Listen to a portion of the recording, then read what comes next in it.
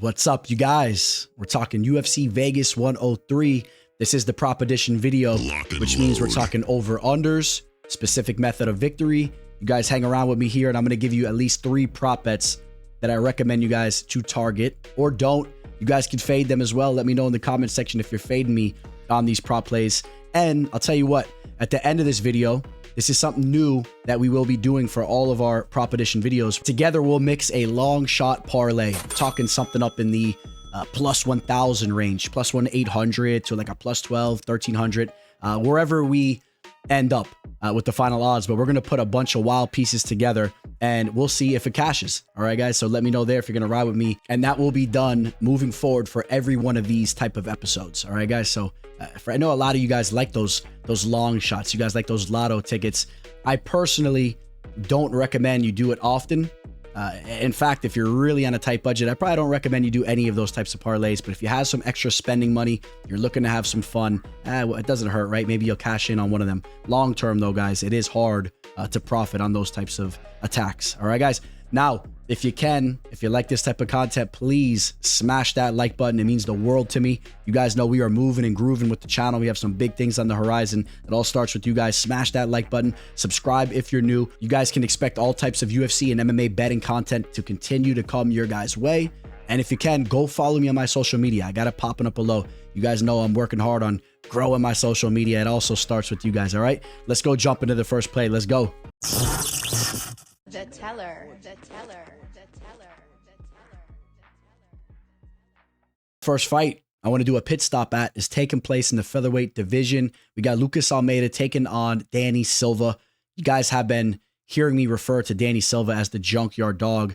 If you guys have been watching his fights, you know what I'm talking about. I understand in his last fight, he did resort to the wrestling a little bit more than what we've seen from him in the past. If you guys are familiar with him from the regional scene and the work he did on Dana White's Contender Series, just know he's a fighter that brings it and will pressure you on the feet. His boxing is decently sharp, but he is lacking defensively. All right. He relies a little bit too much on his chin when he gets involved in those types of fights. And as he has the step up in competition on the main stage in the UFC, there is a likelihood that he is eventually going to get slept with his fighting style. And Lucas Almeida, even dating back to his debut on DWCS, we saw that his striking is pretty dangerous. He really put it on Daniel Zellhuber in that first round. Right, Zellhuber eventually took over the fight, and he's a very fun fighter to watch. We know how durable he is. We saw the war he just had with Ribovics.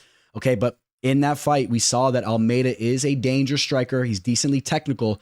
He can land a big shot on you.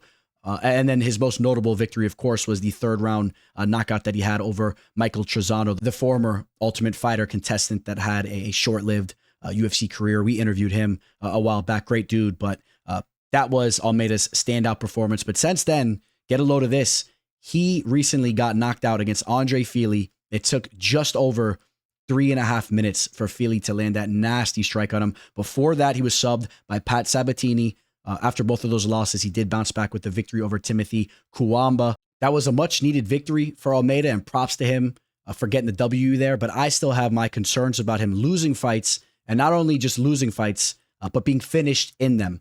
All right, I think that Danny Silva can catch him with the strike using his boxing skills. If Andre Fili was able to go out there and get that finish, I do believe a fighter like Danny Silva, who is still young and up and coming, getting that work in under Cub Swanson, I think that he has the ability to land some boxing strikes that can get Almeida out of there.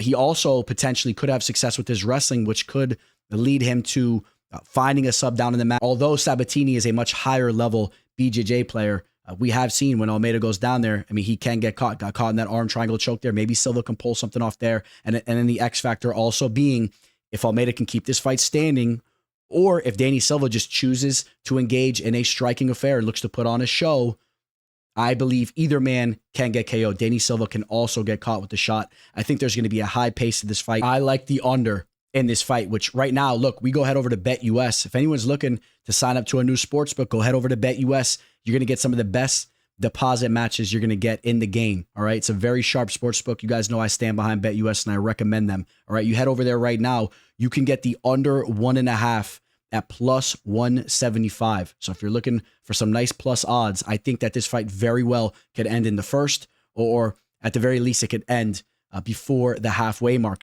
Now, if you want to play it a little safer, and I'm not necessarily opposed to this, you could take the under 2.5 rounds, which is essentially the whole fight. I mean, if there's going to be a finish, we should catch that finish before the under 2.5, which you can get right around a -110.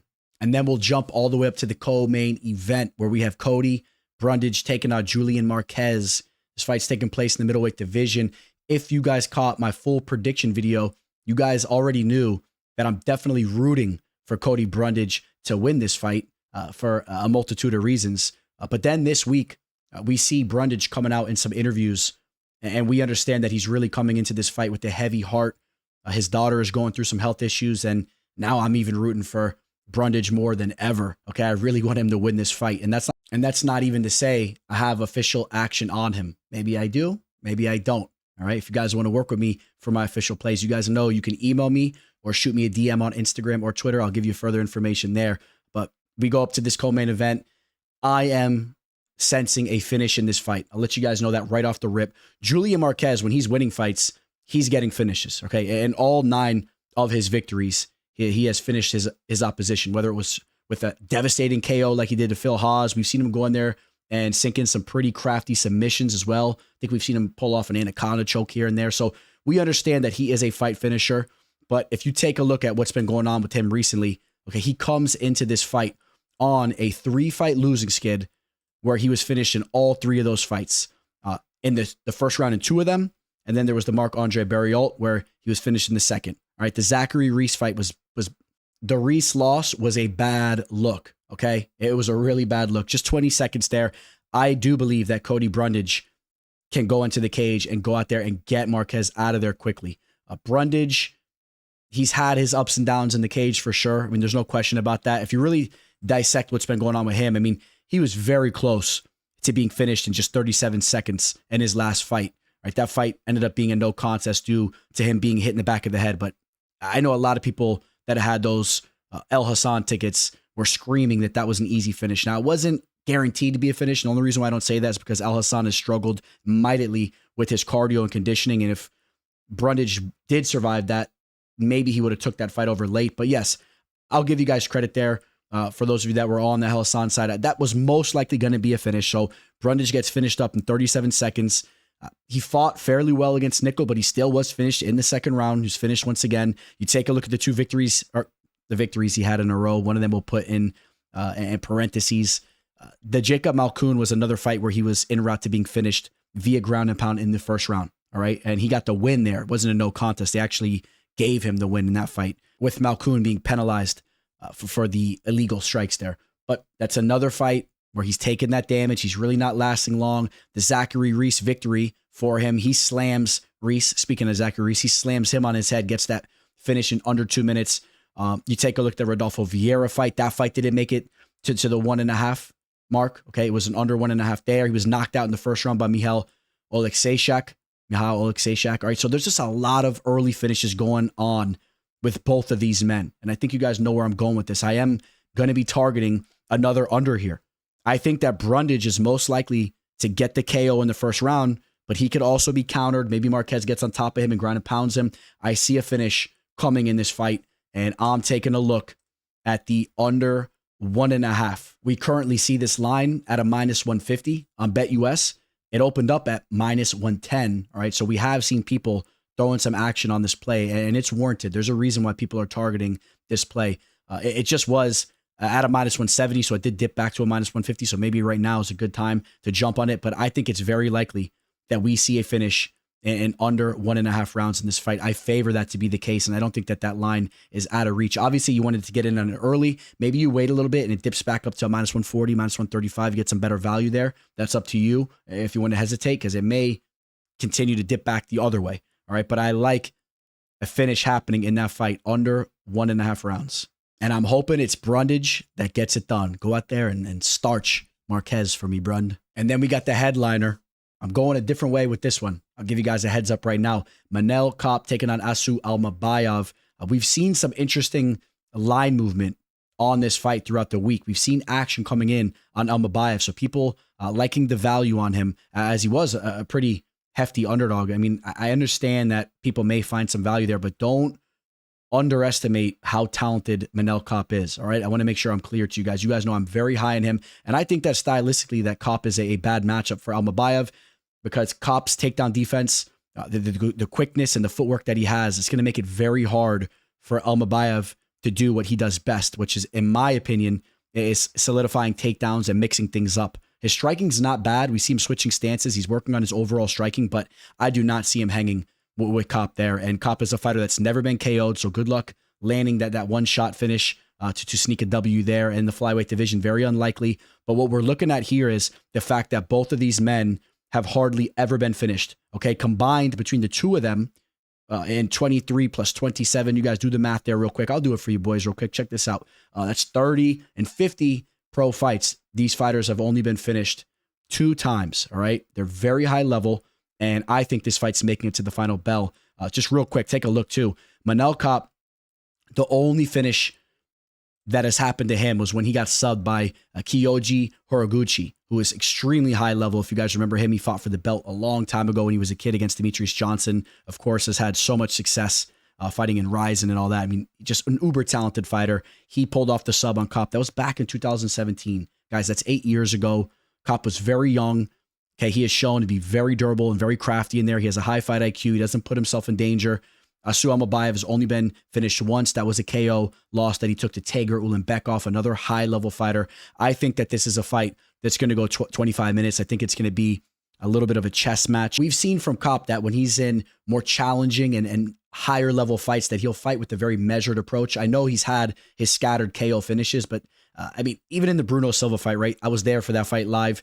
He has no problem with picking you apart. It took up to the third round for him to find that finish there, and it really had to completely unravel itself to him. He has no problem picking you apart, as we've seen like in the Felipe Dos Santos fight, the David Dvorak fight, which is even a lower-level fighter. He had KOs over Zalkazim Magulov and Ode Osborne. The Osborne fight, I mean, he caught him with that flying knee. It was stellar. But besides that, I mean, Zalgas is low-level. We saw in those higher level matchups, like against Pantoja and Nicolau, he's a little hesitant. He likes to fight from the outside and use his footwork. And I see that being the case here. Yes, Kape is dangerous and he potentially could land that KO, but this fight's in the flyweight division. Almabayev's high level. There's going to be a significant amount of time that will run off the clock due to Almabayev looking for takedowns or pushing Kape up against the cage or just having trouble cornering him and finding him there. Okay, so I think that this fight goes the distance. Okay, that's what I'm looking at here. And as we pull it up, you can find this fight to go the distance. And what you're looking at there is from as low as a -125 up to the -150 range. I don't really even have an issue with it. Right around a -150. You should be able to find it somewhere in the middle at the very least. But -125, I think there's a lot of value on this fight going to the distance. I think that this is just that typical headliner. I think that Kape can shine a little bit and entertain us. And maybe even Almabayev has a couple of interesting moments throughout the fight. But at the end of the day, it makes it to the final bell. I see a 25-minute fight to end our night. Okay, so that's the final prop play that I'll give you guys. And then, as promised, we will head over and hit up a wild long shot parlay. Let's do it. So here we go, my degenerates out there. Let's get a nice little plus 1,000 parlay on the move. And the first leg we'll throw a nice little chalky Mario Pinto at -550. I don't think that Austin Lane is going to have success with his wrestling, and his striking defense is just way too vulnerable. Pinto's a young fighter that's showing some promise, probably going to go out there and land a nice KO. Let's mix him up with a Douglas Silva de Andrade. Let's say that fight plays out closely, and it goes to the judges' scorecards as Douglas stuffs some takedowns and he gets his hand raised, and we'll add that plus 250 to the mix there. How do we not throw in Chepe Mariscal? All right, I know the line's high at -410, but Chepe should be able to really work Ramos here. Okay, maybe part of the question in regards to that fight is, does he find a finish? If he were to lose the fight, I feel that he has to get hit with the flash KO himself. I would be a little surprised if Ramos edges him out on a decision, but I like Chepe to win that fight. So we'll put a nice little safe leg there. What else do we got, guys? We're at plus 415 right now. So should we get crazy? Should we throw some more plus action here? How about we throw Danny Silva in the mix? That'll take us to plus 660. So for those of you guys that want to pump the brakes there, you want to target a plus 660, let's freeze it up right now. Go ahead and target that plus 660. But for you guys that want something higher, we got some more fights to add here. We're gonna throw in my girl, JJ Aldrich, which is gonna take us to a plus 1,030 on the 1, 2, 3, 4, 5 teamer. Okay, guys, take a look at that. We got Mario Pinto, Douglas Silva de Andrade, Chepe Mariscal, JJ Aldrich, Danny Silva, all combined at plus 1,030.